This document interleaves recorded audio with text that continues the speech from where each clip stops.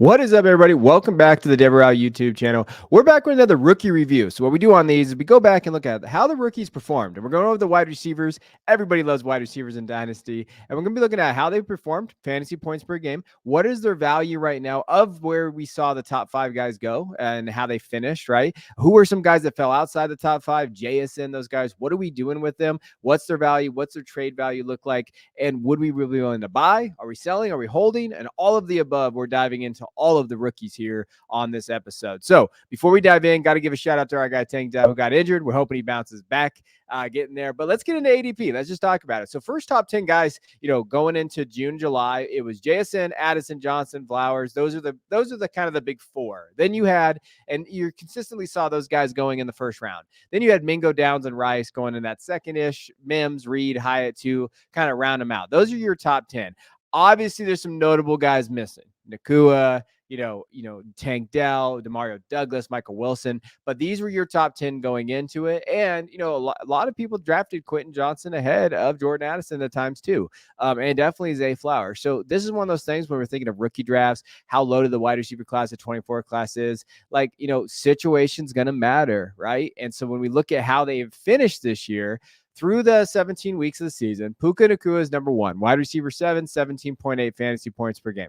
Tank Dell, wide receiver 19, 15 fantasy points per game. Rashid Rice, wide receiver 26. Jaden Reed, wide receiver 27. And then Jordan Addison, wide receiver 34. A lot of those fantasy points per game, it's basically the same thing, just based on points scored and all of that. That's the tiebreakers there. So Reed and Addison weren't that far apart, obviously. But when you're looking at that, that's the tier, right? Zay Flowers is in there at 12.8. Those are your top five guys. I think the things to note about the first four guys was opportunity, right? Puka came in, had opportunity. Cooper Kupp went down. Tank Dell, opportunity as soon as he got there. Rashid Rice found his way into opportunity because the weapons that they had in Kansas City was not there. Jaden Reed, opportunity, right? You could even argue Jordan Addison had some opportunities, Zay Flowers. But I think the thing to look at as we get into this new class is understanding kind of role opportunity. Can they smash at where they're at? This new coaching staff drafting them, or their coaching staff drafting them, how are they going to use them? These are things that we need to start looking into as dynasty managers. But that is how the top five kind of rounded out.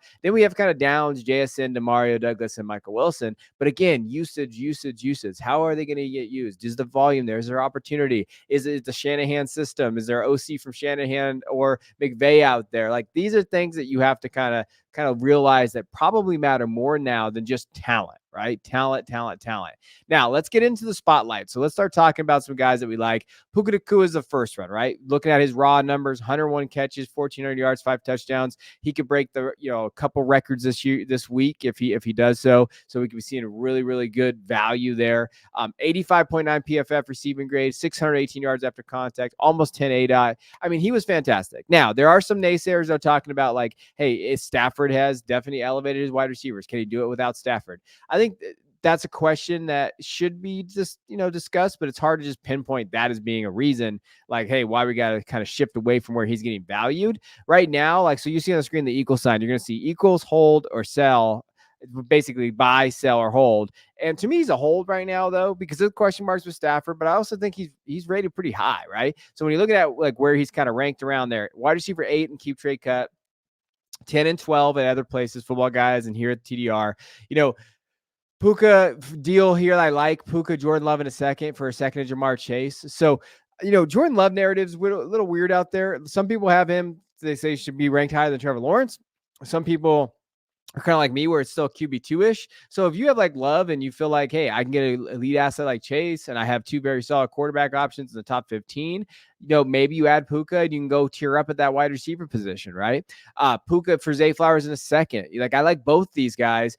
Could Zay Flowers see that increased usage next year, be the wide receiver one on this offense, second year in the system, and you get a second too. I don't mind that deal either. It's an interesting one. Javonte in a first for Nacua, right? So late first, Javonte, where are you leaning there? If that was 105 or higher, I would probably lean the pick. But if it's after that, I think you really have to take into account, do you think Javonte can move the needle for you? And then Puka for Amari Cooper and Dalton Kincaid and tight end premium. So all these leagues, again, Superflex, tight end premium, 12 team. We do that at this channel. You should know this by now. I lean Puka. I think Puka's obviously the best asset, but tight end premium, I think it's kind of fair there.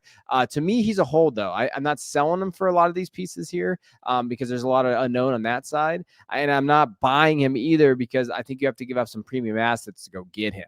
Now, Tank Dell to me is another hold. So you saw him at 47 catches, 709 yards, and 7 touchdowns. PFF receiving grade is 83.3, 145 yards after contact. ADOT, he was one of the biggest playmakers for CJ Stroud. He is tied to CJ Stroud. So unlike Nakua, who has like a murky quarterback future, possibly with Stafford's age, Stroud and Dell look like they're going to be a pairing here, right? Both rookies on the deal. He did get a season-ending injury, so that is something to note. Like when you're thinking of his overall profile for next year, beginning of next year. But him and Stroud together, you have to love the pairing. You have to love like that efficiency that they're probably going to be able to continue and the big playability. And Stroud is one of the best ball throwers in the NFL. Like his ability to pinpoint accuracy, get the ball to his playmakers. He's in a great offensive system as long as Bobby Solik is there. Like these are things you have to love. Now, where he's getting ranked in that 14 to 16th range, Tank Dell a second for Jalen Hyatt in a first. Essentially, you're saying Tank Dell's worth a late first, and then Hyatt, second is like a reroll. I don't mind that at all. Tank Dell for DK Metcalf in a second. Again, I kind of like the Metcalf side in this. I think it's interesting because if you think Metcalf and Tank Dell are pretty close, just adding the second is not a bad value there. Then you have Tank Dell, TJ Hawkinson for JSN and Kyle Pitts.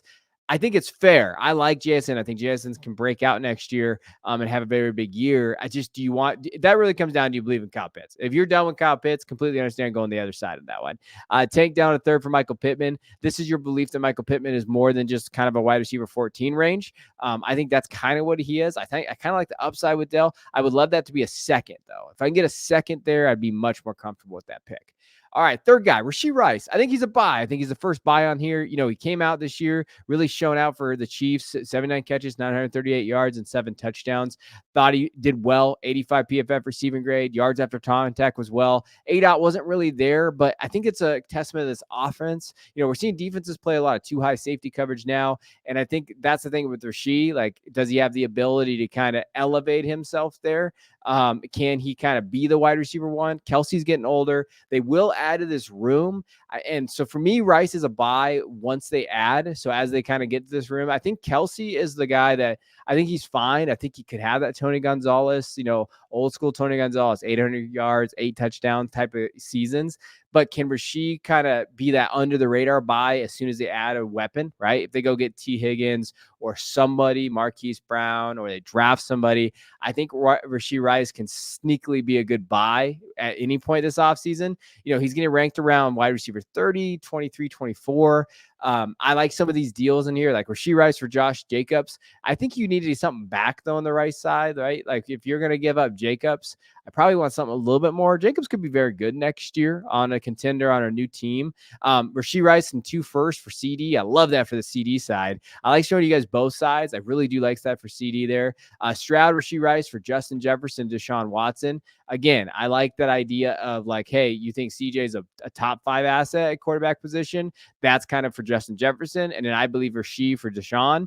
I like the JJ side probably a little bit. So this just does to show you she's getting valued pretty highly. But I still think he's a buy in certain cases, right? If you can get a little something extra added in. I do like this deal over here. Rice, McBride, and Pickens. Definitely an upside play, right? A rebuilder versus a contender with Brown and Eckler. Again, I think you're selling high on Eckler here. I think this is pretty good value for getting rid of Eckler, getting Rice, McBride, and Pickens. And I like that you didn't try to grab running backs there. So that is his value. Next guy is Jaden Reed, who I think is a hold. I think when you're looking at the Packers, it's really, Rochambeau, who's going to be that guy for them. Wicks looked good. Christian Watson just couldn't stay healthy. Romeo Doubs is there. Musgrave. Like, you got these guys in that tight end room and the wide receiver room that they can move it around a little bit. Aaron Jones started to look a little healthy. You expect him to get some targets as well. So, Jaden Reed has had a good year. 681 yards, 8 touchdowns. ADOT's been good. He's been explosive. But I think the question is, and I try to drop this in a Discord that I'm in, is like, could Jaden Reed be our next Elijah Moore? Just a little, like, maybe better up in the, the brain, the headways, like not going to kind of be a headache. But will the talent or perceived talent all equal the production he's going to put on the field? I think that's the biggest question mark with Jayden Reed. I think he's a hold unless I can get something pretty good for him, right? So Reed in the first for Tyreek Hill, you're a late first. Maybe you just won it. You have Jayden Reed and you want to go try to run it back with Hill. Not a bad get there. He is going for basically a first in most leagues. Jayden Reed a third for David Montgomery a second. Don't hate that deal. Moving off Montgomery, if you believe Jayden Reed's that next guy, can be a wide receiver 2 plus an asset back. Jayden Reed a second for DJ Moore and a third. If you're a contender and going for it, I love adding Moore this offseason. I think he's a fun buy out there for some contenders here. And this is a good way to kind of do that. So I do agree. I think that's a good move there. And the last guy is Addison. I think he's a buy. 854 yards, 9 touchdowns, stayed very consistent, 16 games, very good, okay PFF receiving grade there, ADOT's 12.0. Definitely took a hit as soon as Kirk Cousins got injured. That quarterback room has been a mess with JJ. They really need a quarterback there. He's getting valued around that wide receiver 15 mark. I'd rather have Jordan Addison than Tank Dell. That might be a hot take, but I do think that Addison is more talented, right? So I think that's something to look into. Addison for Marquise Brown at 25 first. I like that. I just talked about 25 first and how to pivot off of them or use them in trades. I think Addison could deliver back for you there if you're a strong contender. Addison Njoku for Laporta, absolutely smash deal. I love the Addison Njoku side in tight end premium. Njoku's been tight end 1 since week 6, and since week 9, he's averaged over 16 fantasy points per game. Dude's been killing it out there. Laporta is right there with him, but then you get Addison, smash deal for me on that side. Kyren Williams as well. I don't mind that deal selling high on Kyren, but I do think you could get something back with Addison plus something for Kyren Williams. And then Addison for Kyle Pitts in the third. Don't hate the deal. I like Addison on that. And if you're pivoting it off Kyle Pitts because you're like, I'm done. A lot of guys are able to draft some of these rookies that came up that have Kyle Pitts in their roster. This is the time to move Pitts for one of these young guys. Now, outside the top 5, we had Zay Flowers, Josh Downs, JSN, Demario Douglas, and Michael Wilson. I want to talk about 2 guys really quick, spotlight them. JSN to me, came on a little stronger towards the end of the year, 60 catches, 614 yards, 4 touchdowns. The question is do they move on from Lockett? I think that it's 50-50 right now. It depends on what their cap looks like. Do they get a better quarterback? I've never been a huge Geno Smith guy. How do we expect him to? I think Jason could be the most talented wide receiver in this roster next year, but if he's not going to get the targets, if he's not going to earn that in this offense, if Lockett's there, it's going to hinder his upside. So I think that's something to know. I still think he's a buy because of that, because people think that. And as soon as Lockett's off this roster, his value is going to shoot way too up. So it's probably going to be a hold, right? But I still think JSN could be the most talented guy in this roster. Had he caught that touchdown against Dallas, I think the narrative changes about his season. He'd probably be a top 3-ish 4 guy just because of the production numbers.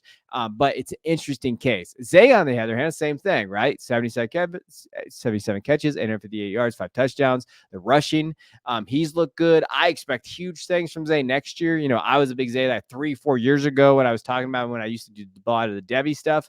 And Zay to me is a buy still. I think that in this offense is tailor-made for him. Todd Monken, second year next year. I think that, he's going to be their wide receiver 1. I think the targets have been there, manufactured screens. Like Zay to me is a huge buy heading into this offseason. I absolutely love smashing Zay in trades and in drafts. Now, as far as final verdict for a lot of these guys, this is where you can pause it and talk about it. I'm obviously not going to go over everybody, but Quentin Johnston's a guy to me that's a hold. You don't know what necessarily is going to be. Kind of came out a little stronger last year.